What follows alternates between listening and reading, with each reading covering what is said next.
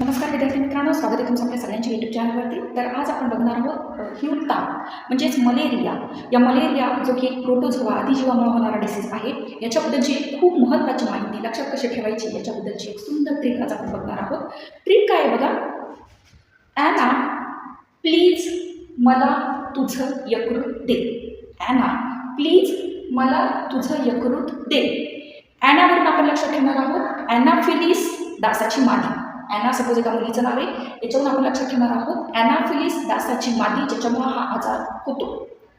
प्लीजवरून आपण दोन गोष्टी लक्षात ठेवणार आहोत. एक याच्यावरून लक्षात ठेवायचे प्लीजवरून प्लीहा म्हणजे स्प्लीन, आणि दुसरं प्लाझ्मोडियम वायवॅक्स.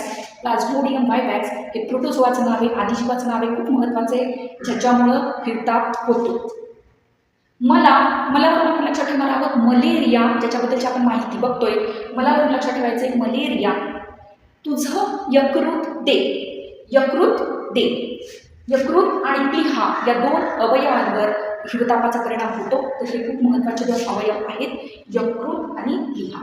तर ट्रिक काय आहे, ॲना प्लीज मला तुझं यकृत दे. तर व्हिडिओ आवडला असेल तर लाईक करा, शेअर करा, सबस्क्राईब करा.